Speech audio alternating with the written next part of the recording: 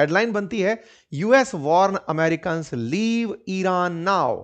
ये जब भी सेंटेंस बोला जाता है दुनिया में इतिहास में गवाह है कि अमेरिका ने अगर अफगानिस्तान में बोला तो फिर हमला होने वाला था। जब जब ये लाइन वो बोलता है, यूक्रेन में बोला हमला हुआ था, पहलगाम से पहले जम्मू कश्मीर में, ऑपरेशन सिंदूर से पहले जम्मू कश्मीर में बोला हमला होने वाला है। इनकी जांच एजेंसीज, इनकी खुफिया एजेंसीज पहले से ही पुख्ता जानकारी इस बात की रखती हैं कि कुछ होने वाला है, सबसे पहले अपने लोगों को निकाल लो। हजारों की संख्या में जो किलिंग हो रही हैं, जो मीडिया के माध्यम से पता चल रही है, क्योंकि ऑफिशियल मीडिया ऐसी कोई भी खबर बाहर नहीं निकाल रहा है। ईरान की सरकार ने इंटरनेट पूरी तरह ब्लॉक कर दिया है। इंटरनेट पर खुद कंट्रोल्ड तरीके से जानकारी डाल रहे हैं खमनेई, दुनिया को दिखाने के लिए कि जो जानकारियां आप तक पहुंचे उसमें ईरान की सरकार के समर्थन में लोग खड़े हैं। वो वीडियोस अपलोड करवाए जा रहे हैं कि ईरान में जो हो रहा है उस पर सब नजर बनाए हुए हैं। हेडलाइंस में तस्वीरें हैं, कुछ इस तरह से तस्वीरें दिखाई जा रही हैं। एक तस्वीर जो लोगों को बड़ा परेशान कर रही है वो है लिपटे हुए, कफन में लिपटे हुए ये लाशें। कहा जा रहा है कि इन लाशों ने दुनिया को झकझोर दिया है। प्रदर्शनकारियों को ईरान में जिस तरह से मारा जा रहा है, दावा है कि 12,000 से ज्यादा प्रदर्शनकारियों को पिछले 17 दिनों के अंदर गोली मार दी गई है। और यह काम करने के लिए वहां की जो आईआरजी फोर्सेज हैं उनके द्वारा यह काम किया जा रहा है। जानकारी है कि यहां पर प्रॉपर तरीके से 30 साल से जो कम के लोग हैं उन्हें टारगेट किया जा रहा है। रिवोल्यूशनरी गार्ड और बसीज फोर्सेज इस तरह से हत्या कर रही हैं। सुप्रीम लीडर अली खमनेई के आदेश पर लगातार यह चल रहा है और पिछले 8 और 9 जनवरी को सबसे ज्यादा ऐसी हत्याएं हुई जब सरकार ने इंटरनेट और कम्युनिकेशन को पूरी तरह काट दिया था, जिसके चलते यूएन चीफ एंटोनियो गुटेरस की तरफ से इस पर अपना रिएक्शन आया। इमानुएल मैक्रोन ने इसकी भत्सना की, उर्सुला वॉन डेन ने इसकी भत्सना की। दुनिया भर में फिलहाल इस बात की निंदा हो रही है, विरोध हो रहा है कि ईरान में प्रदर्शनकारियों को मारा जा रहा है। हेडलाइंस बनती हैं 12,000 किलिंग। अब ये नंबर अगेन, चूंकि कोई सोर्स किसी के पास नहीं है, किसी के मनगढ़ंत नंबर भी हो सकते हैं, बहुत सी जगह पर इसे 500-700 ही बताया जा रहा है, लेकिन ये जो 12,000 का नंबर है ये अब वेबसाइट्स पर और लोगों के बीच में चर्चा पर आ गया है। तस्वीरें आती हैं जिसमें रेवोल्यूशनरी गार्ड्स के लोग इस तरह से प्रदर्शनकारियों को ढूंढ ढूंढ कर मार रहे हैं। तस्वीरें हैं जहां भी कोई छुपा है उसे आतंकियों की तरह ढूंढ कर मारा जा रहा है। एक वीडियो बहुत तेज सरफेस हो रहा है जिसमें प्रदर्शनकारी पत्थर फेंक करके पुलिस पर भागते हुए दिख रहे हैं। पीछे से पुलिस आती है, प्रदर्शनकारियों को देखते ही गोली मारती है। यहां पर शूट करते हुए लोग आपको दिखाई पड़ सकते हैं। ईरान में प्रदर्शन के नाम पर शूटिंग, हंटिंग चल रही है, जैसे कि कोई चोर डकैती करके भाग रहा हो, उन्हें टारगेट किया जा रहा है। कुल मिलाकर के ईरान के हालात बद से बदतर हो रहे हैं। इंटरनेट की पाबंदी पर अमेरिका के स्टारलिंक ने बहुत लंबे समय तक वहां पर इलॉन मस्क के द्वारा जो वेबसाइट डिवाइस दी गई थी उनके थ्रू लोगों ने इंटरनेट यूज किया, लेकिन ईरान ने अब अपने सैटेलाइट्स भी जैम कर दिए हैं ताकि सैटेलाइट के थ्रू हो रही जो भी इंटरनेट पेनिट्रेशन है उसे रोक दिया गया है। ऐसे में कोई खबर बाहर नहीं आ रही है, इंटरनेट बंद है, पूरी तरह से जैम करके ईरान बैठा हुआ है। लेकिन इसके उलट ईरान के समर्थन में, खमनेई के समर्थन में लोग प्रदर्शन कर रहे हैं। ईरान की सरकार के द्वारा इन्हें दुनिया के द्वारा इसे ईरान प्रायोजित बताया जा रहा है। कहा जा रहा है कि जनता प्रो गवर्नमेंट भी लाखों की संख्या में है। बड़ी संख्या में प्रदर्शनकारियों को सरकार पर दिखाया गया है, सड़कों पर दिखाया गया है। ईरान ने ऐसी प्रो गवर्नमेंट रैलियों का आयोजन किया ताकि प्रोटेस्ट नहीं हो रहे हैं यह दिखाया जा सके। जनता को सड़कों पर दिखाकर खमनेई ने दुनिया के सामने अपना शक्ति प्रदर्शन किया, बताया कि प्रदर्शनकारी जो दिख रहे हैं वो विरोध प्रदर्शनकारी दुनिया के द्वारा उकसाए गए हैं, अमेरिका द्वारा उकसाए हुए हैं, सरकार पलटने के लिए हैं। लेकिन ईरान में ऑलरेडी खमनेई के समर्थन में लोग हैं और वो सरकार चाहते हैं। लेकिन क्या ट्रंप वाकई में ईरान को सरवाइव करने देंगे? उसका एक नमूना मिलता है जब ये 25% टैरिफ ईरान पर अनाउंस कर देते हैं। ट्रंप का हाल ही में आदेश आया, मेरा वचन ही है शासन स्टाइल में आया, कोई ऑफिशियल डॉक्यूमेंट नहीं, सिर्फ ट्रुथ पर एक ट्वीट, ट्रुथ पर एक संदेश जिसमें लिखा कि ईरान से व्यापार करने वालों पर अब लगेगा अतिरिक्त 25% टैरिफ।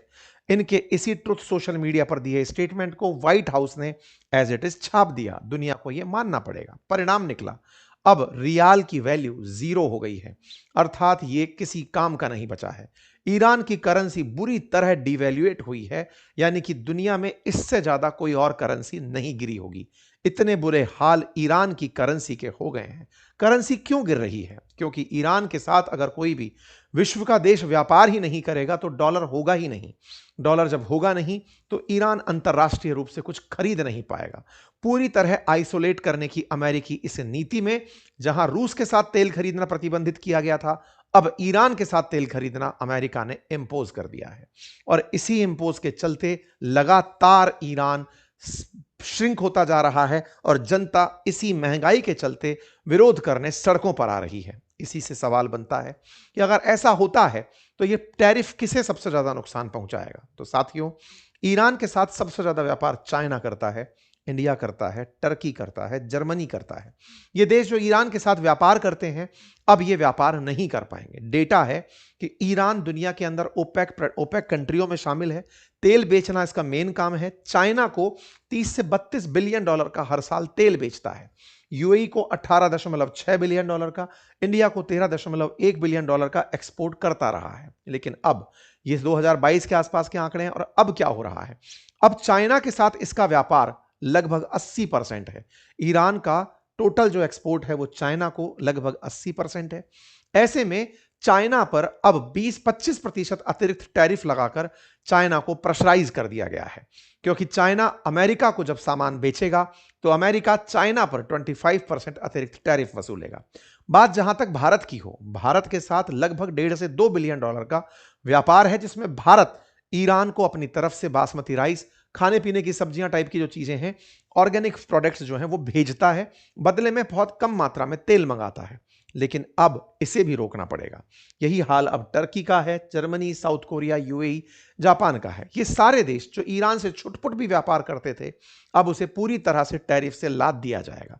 इतनी सी खबर ने कितना बड़ा असर डाला इसका अंदाजा लगाइए, क्योंकि चाइना बड़ी मात्रा में ईरान से तेल खरीद रहा था। अगर उस पर टैरिफ लगा तो वो धीरे से ईरान से तेल खरीदना रोकेगा। जब वो रोकेगा, अमेरिका ऑलरेडी रूस से तेल खरीदना, ईरान से तेल खरीदवाना बंद करवा चुका है। ऐसे में दुनिया भर के ये देश जैसे भारत और चाइना जैसे देश अब और जगह जहां उपलब्ध है ऑयल वहां से खरीदने निकलेंगे। डिमांड बढ़ने लगेगी, सप्लाई रेस्ट्रिक्टेड है, महंगाई बढ़ने लगेगी। आज का अपडेट है, क्रूड की कीमतों में 1.7% का इजाफा हो गया है। मेरे प्यारे साथियों, बहुत बार दुनिया के देश में मैं कई बार कुछ कहीं ना कहीं किसी डिबेट में होता हूं, कहीं न्यूज़ डिबेट में होता हूं, उनके अंदर एक बहुत ही बड़ा कन्वर्सेशन चल रहा होता है कि दुनिया के देश संप्रभु हैं, हम संप्रभु हैं, हम इतने तेजी से आगे बढ़ रहे हैं, हमें ये समझना होगा। साथियों, ये सारी बातों से परे ये बात है कि अमेरिका जो चाह रहा है वो दुनिया को मजबूर कर दे रहा है। ये जो नव उपनिवेशवाद का तरीका, ट्रेड के आधार पर दुनिया को अपने इशारे पर नचाने का तरीका ट्रंप ने या अमेरिका ने अपनाया है, इसका तोड़ फिलहाल दिख नहीं रहा है।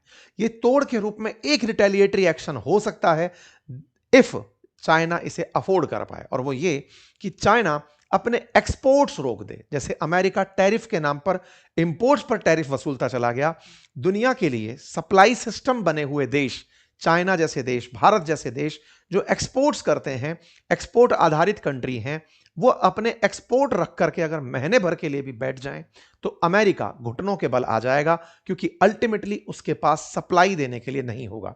दुनिया को अब अमेरिका को अगर सबक सिखाना है, ब्रिक्स की जरूरत नहीं है, एक्सपोर्टर कंट्रीज को एक करने की जरूरत है।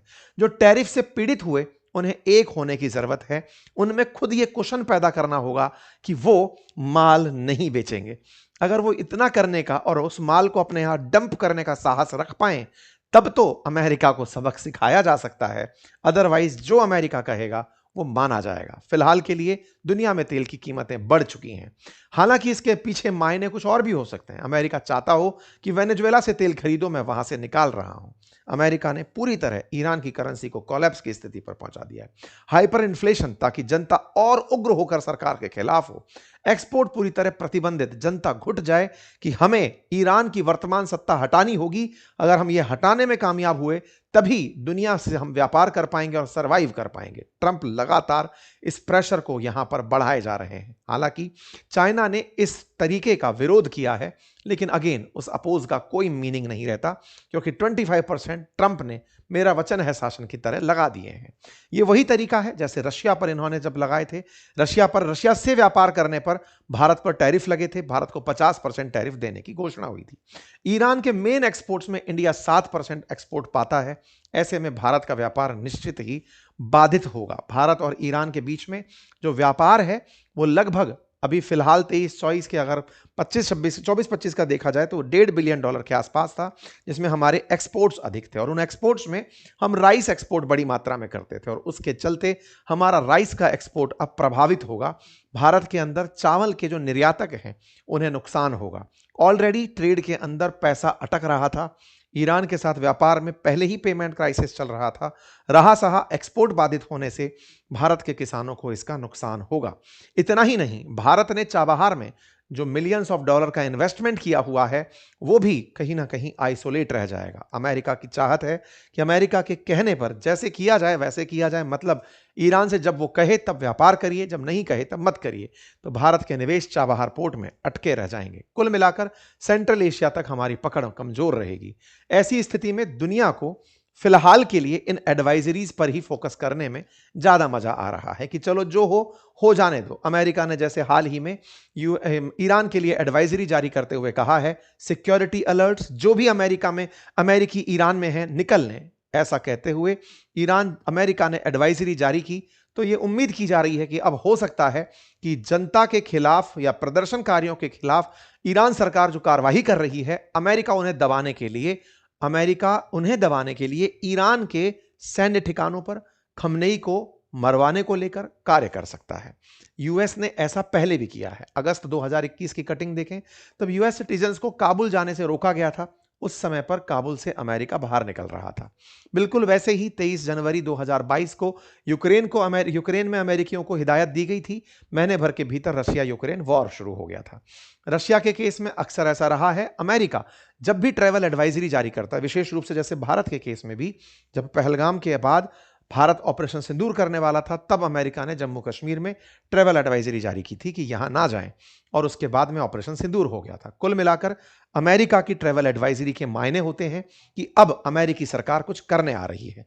मार्केट हाई है, देखना होगा कि क्या अमेरिका वाकई में फिर से कुछ करने की तैयारी कर रहा है। कुल मिलाकर सिक्योरिटी अलर्ट से सवाल बनते हैं, लीव ईरान नाउ से उम्मीदें जगती हैं कि ईरान पर अगर अमेरिका कोई कार्रवाई कर भी देता है तो उसके बाद क्या पता वहां शांति आए, बाजार फिर से खुलने लगे और ये टैरिफ का गेम बंद हो। लोग फिलहाल जो ईरान में हैं वो ट्रंप हेल्प का पोस्टर लेकर खड़े हैं।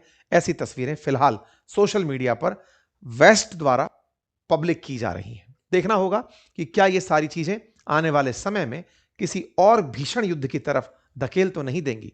क्या पता रूस, ईरान, वेनेजुएला जैसे देश जो त्रस्त हैं अमेरिकी फैसलों से, वो कहीं एक होकर किसी भीषण हादसे को तो अंजाम नहीं दे देंगे। आप लोग इस विषय पर क्या सोचते हैं? अपनी राय जरूर कमेंट बॉक्स में बताइएगा। ये स्टैटिक्स फिर से आपको याद दिलाने का है कि मेरे प्यारे साथियों, मेरे इस YouTube चैनल पर 44% लिसनर्स ने सब्सक्राइब नहीं किया हुआ है, जो कि फ्रैक्शन ऑफ सेकंड का कार्य है। सब्सक्राइब का ऑप्शन है, उसे क्लिक कर दीजिए, चैनल को सब्सक्राइब कर लीजिए, सो दैट हमें आपकी वजह से आपका समर्थन मिले। इसका कोई चार्ज नहीं लगता है। संभवतः आप इस काम को करके इस सेशन को भी अपनी तरफ से इज्जत बख्शेंगे। बाकी जिन्होंने सब्सक्राइब किया हुआ है वो वीडियो को लाइक तो कर ही दीजिए।